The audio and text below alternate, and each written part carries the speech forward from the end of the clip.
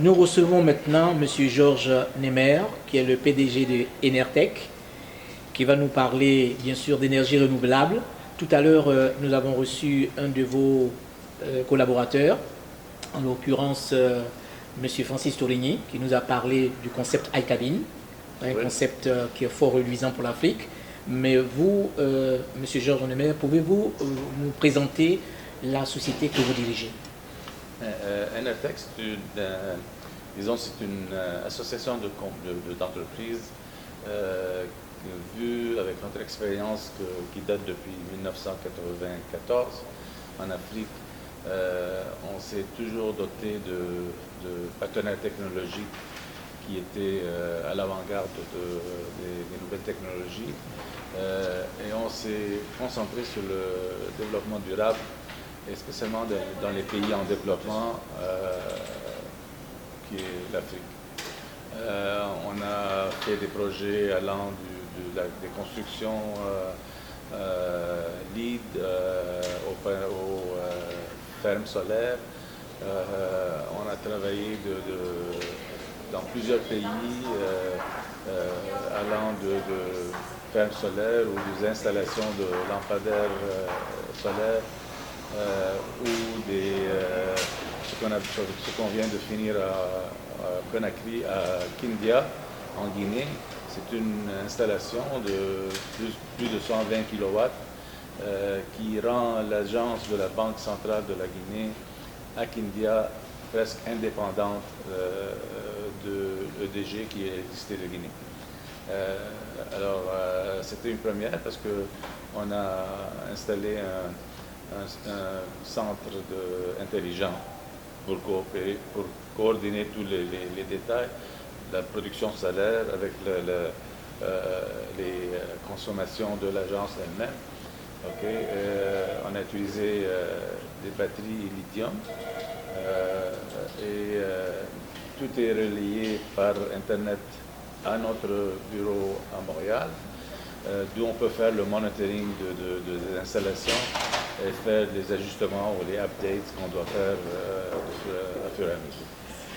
Monsieur Georges Nemer, au moment où l'Afrique en général connaît un véritable problème d'électricité, vous parcourez l'Afrique très souvent et vous savez que nos populations ont beaucoup de problèmes d'électricité.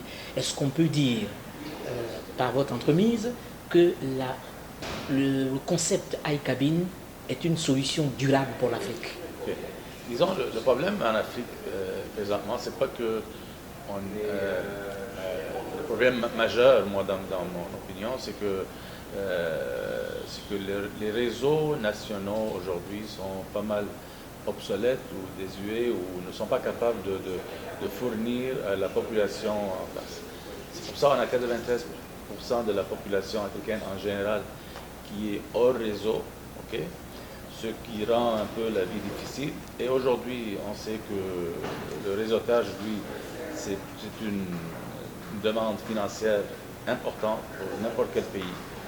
Alors, ce qui rend que le problème, au lieu de pouvoir résoudre le problème, on l'augmente. Donc, ces gens-là qui sont hors réseau, il fallait trouver une façon de les munir d'électricité pour simplifier leur mode de vie. Parce que tu sais, les enfants ne peuvent pas étudier, il n'y a pas d'électricité, ils ne peuvent pas aller à l'école, ils doivent aller chercher de l'eau. Et les commerces, par exemple, ils ne peuvent pas ouvrir la nuit parce qu'il n'y a pas d'électricité. Et si on doit le faire, on doit le faire avec des génératrices qui coûtent trop cher. Alors, ça complique le problème. Il fallait trouver une façon pour voir ces familles avec quelque chose qui sera disponible en peu de temps, et qui sera dans les normes économiques de ces gens-là. D'où vient l'idée de l'iCabin? Alors l'iCabin, comme mon collègue a dit, c'est un puits d'énergie, comme le puits d'eau, qui est au centre d'un village. Mais ça crée aussi un centre d'affaires, pour les gens du village, comme pour les employés, comme pour... Alors, puis, il y a beaucoup de possibilités. Ok, il y a beaucoup de possibilités qu'on peut aller pour bénéficier de l'apport de l'ICABEN à ce village. Alors, donc, sans vous interrompre, donc en clair, le ICABEN apporte non seulement la lumière, mais aussi au niveau des emplois, exactement, peut générer des choses pour l'Afrique.